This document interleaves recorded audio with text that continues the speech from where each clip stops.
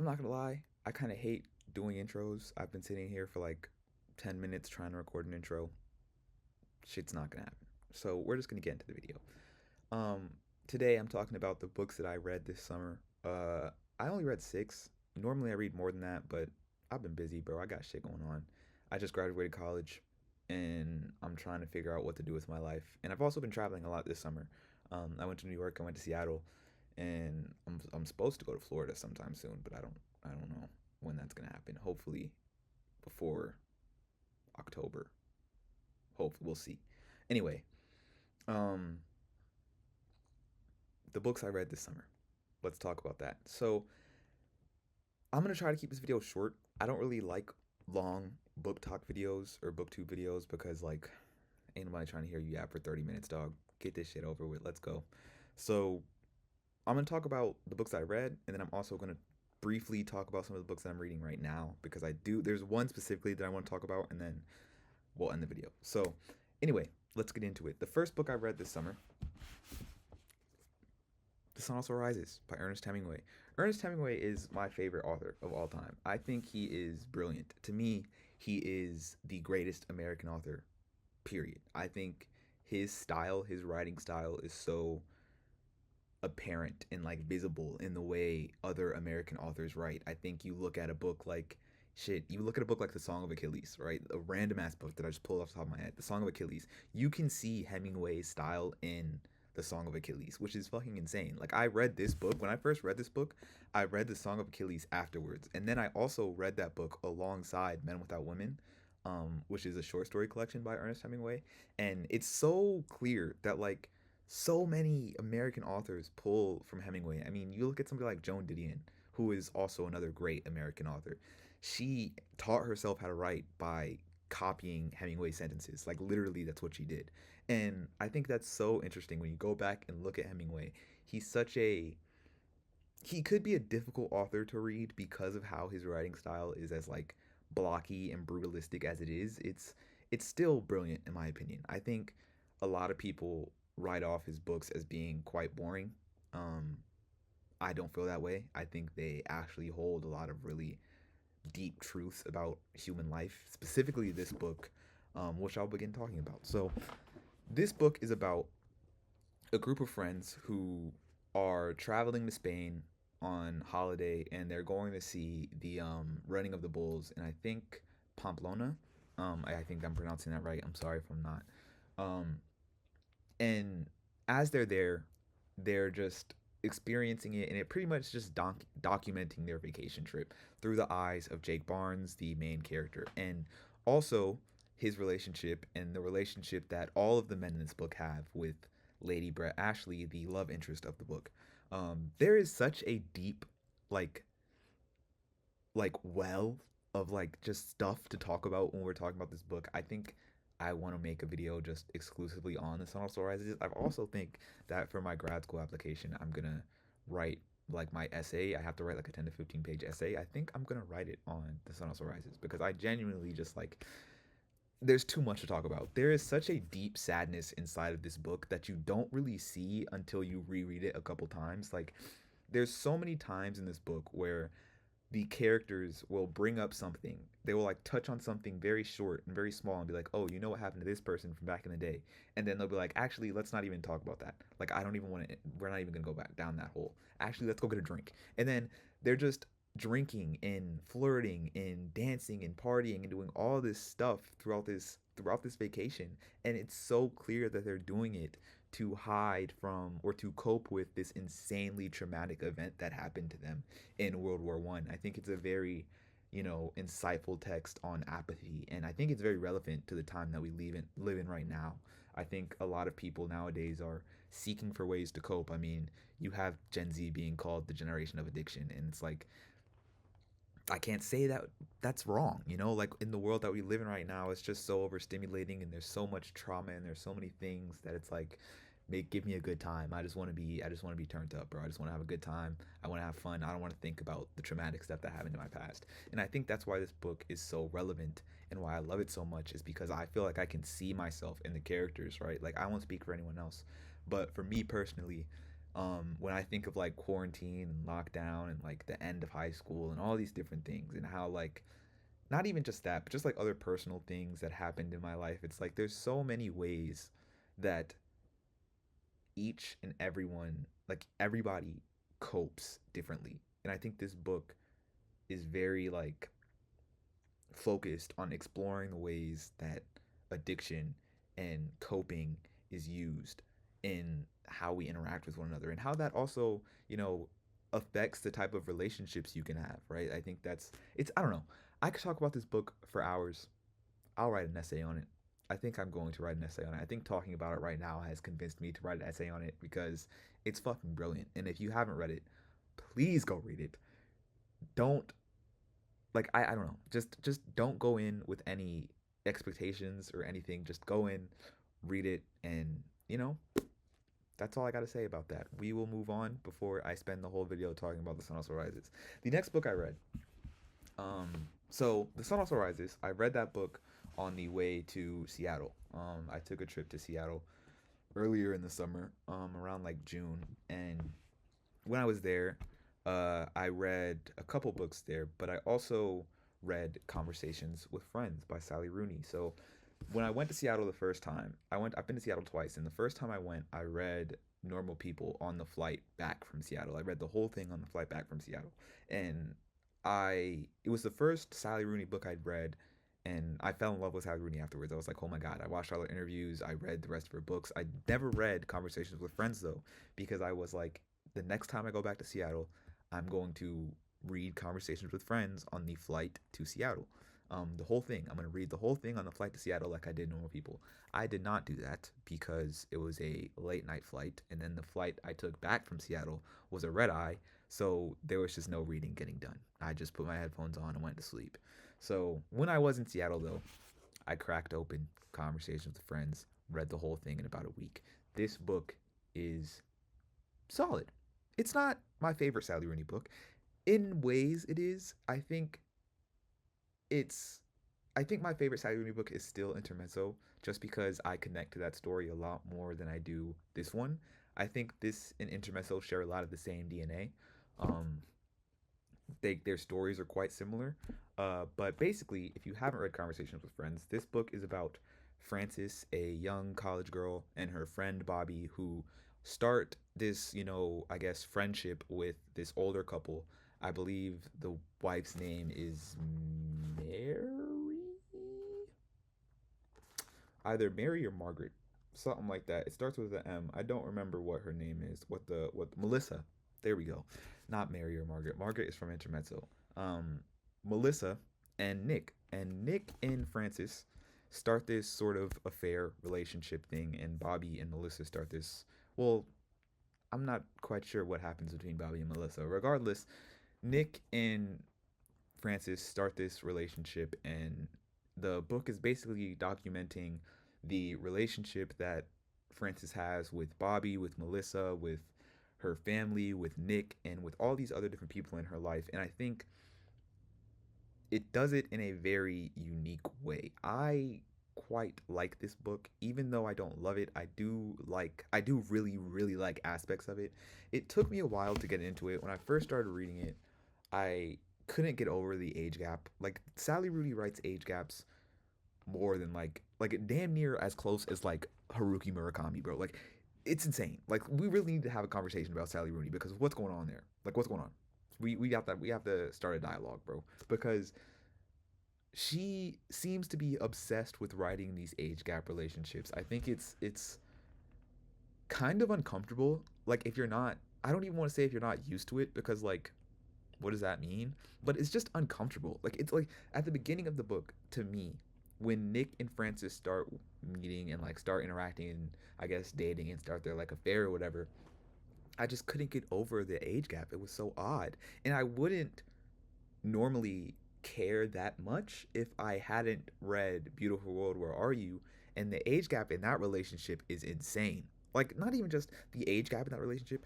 That book, yo, somebody got to talk about that book. I'm not going to talk about it because I don't want to. I don't really like that book, but holy shit. Holy God. That is insane. The stuff Sally Rooney is whatever she was cooking with Beautiful World, Where Are You? Don't cook again. Please don't, because that shit was not good. Regardless, the I couldn't get over that because it was just so like gross to me. Like it felt so nasty, right? And I think once I did get over it and I started to, you know, learn more about Francis as a character and learn more about Bobby as a character, I was able to develop a little more sympathy and I guess appreciation for this book. To the point where like I also think the sort of period I was in my life, right? Like I was kind of going through a difficult time. Um and I think the second half of this book really, I guess, spoke to me in that way. So I don't know. I really like this book. I think it's good. I don't know if it's my favorite Sally Rooney book. There's a quote here that I want to read. I don't know. I think this book is good. It's not my favorite Sally Rooney book. I've said that like 12 times now. I think the main thing that I dislike about it is just like the age gap, and the beginning of the book is just kind of slow to me. But once you get like deep into the book, like once you get to like part two, I think the book really picks up. The second half of the book is magnificent. The spiral that Frances goes through in the second half of the book, where she's like depressed and like isolating and all these different things. A lot of crazy things are happening to her in that second section. Um, I really like that section. I like books about sorrow, bro. What can I say? I'm a sad boy. Anyway, moving on. The next book I read while in Seattle, it's Nine Stories by J.D. Salinger. I love this book. I really do. I really do. I think this is probably my favorite book I've read all year. This book is a collection of short stories by J.D. Salinger. And honestly, I'm not gonna lie. I think J.D. Salinger might be a better short story writer than he is a novel writer. Because I've read not Conversations with Friends. I've read The Catcher in the Rye, and that book I think is good. Um, but this book is so much better. I think The Catcher in the Rye to me is like feels like I don't know. From what I haven't read The Catcher in the Rye in a while. I've only read it once, and I read it like 2 years ago, so I don't really remember much about The Catcher in the Rye. But to me, I do remember it feeling longer than it needed to be, and this book to me is just a collection of short stories, and some of these short stories I think could be longer, but I think all of them for the most part end exactly when they need to end and all have phenomenal endings. I do like some of the stories more than others. For instance, my favorite story in this is For Esme with Love and Squalor, and then Teddy as well as Uncle Wiggily in Connecticut. I think those three stories are magnificent. Specifically for Esme with Love and Squalor, I love that story. If you haven't read it, I'm not even going to spoil it. Just go read it. That book, I mean, go read that story. Also, go read Uncle Wiggily in Connecticut. Both of those stories are my two favorite stories in the entire book.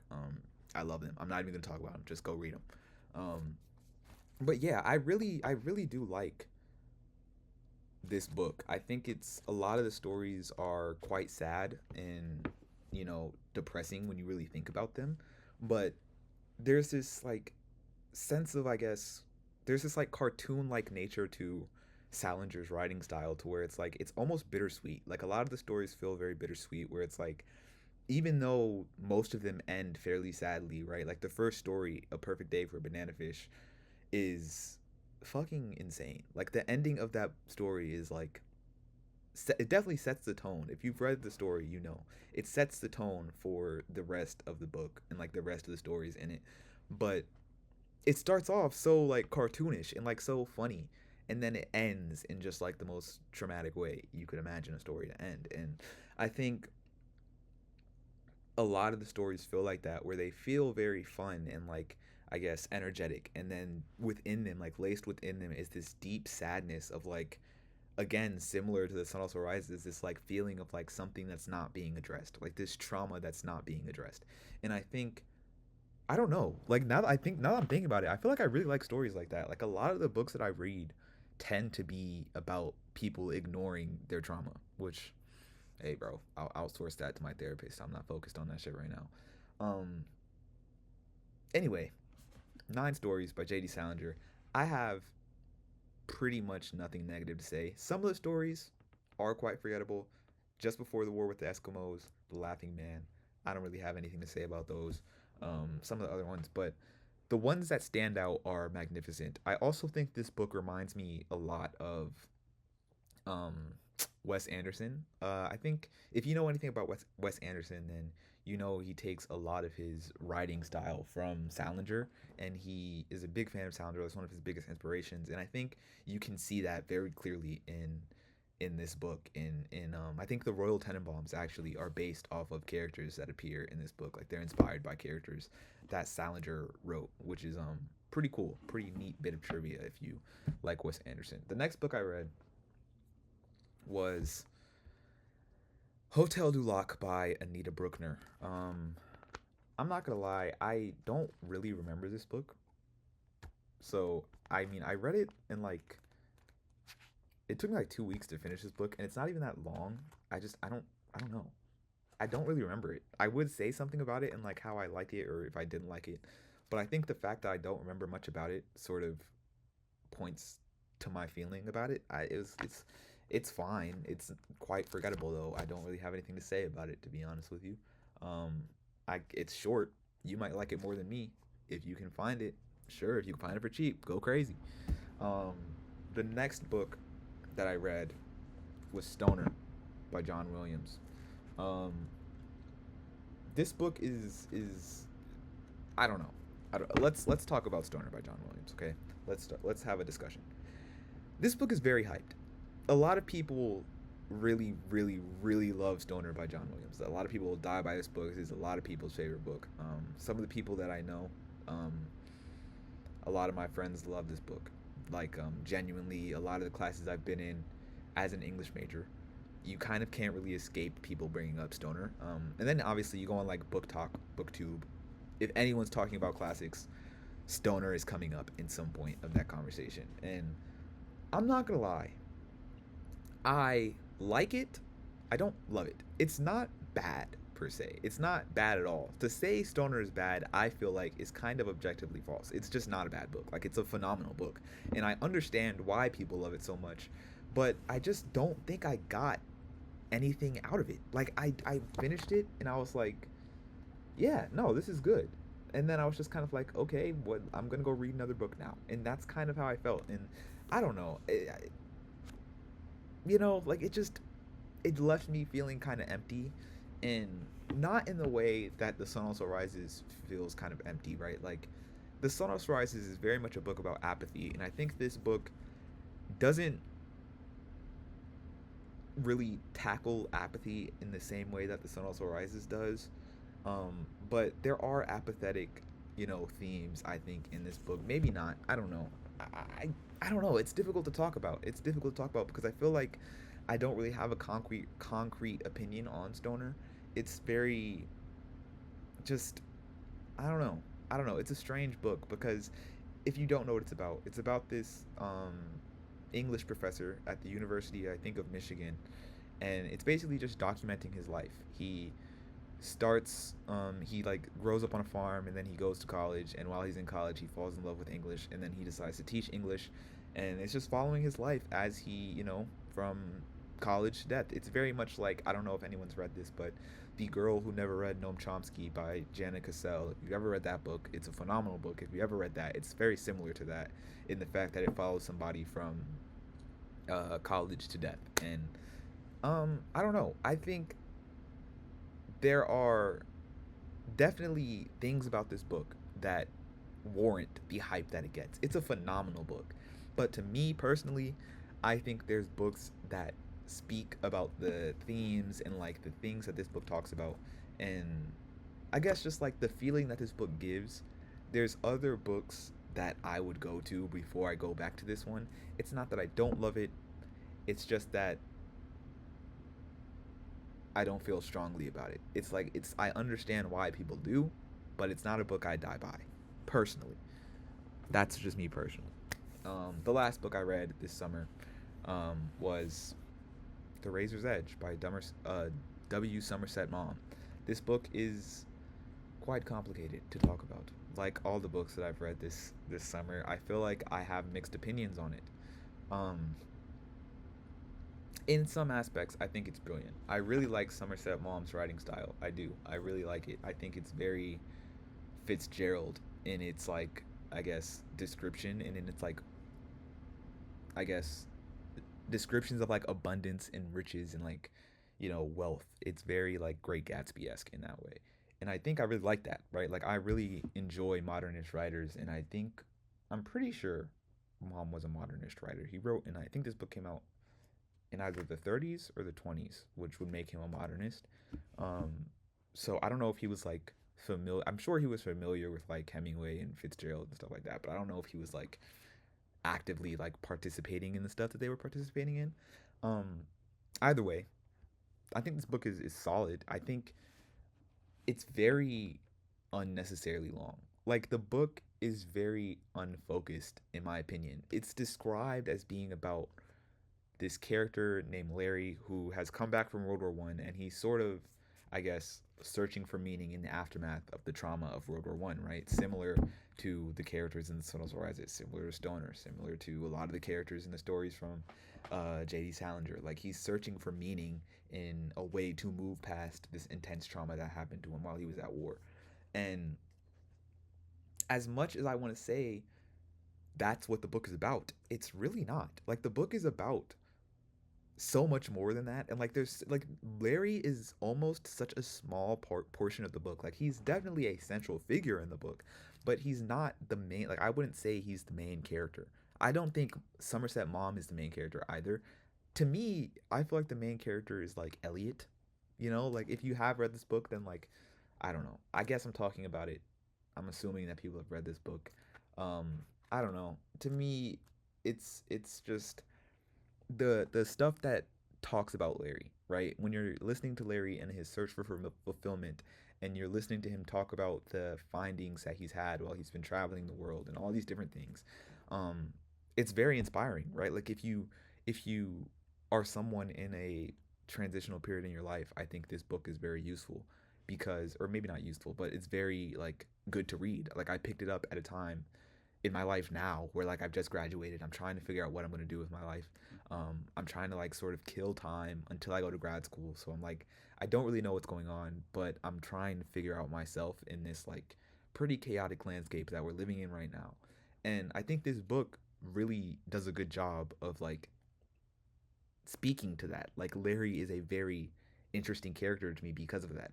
I just don't think we get enough of him because he's, for so many portions of the book, he's just off doing something else in a different state, in a different country, in a different place entirely, and he's not interacting with any of the main characters. And then when he comes back, he'll just like info dump and then he'll leave again. And it's like that's cool, but in the meantime, I'm just watching these characters have parties, and it's like I don't care about any of these parties. I'm far more interested in the stuff Larry has going on. That's just me. Outside of that, I think the writing style is really solid. I said that already. The writing style is really solid. Some of the characters start out to me as quite lovable, and then just as they go on and get older in the book, I'm just like, ugh. I'm talking about Isabel. Oh my goodness, she was so base at the beginning of the book, and then by the end of the book, she was quite dislikable. I'll just say that.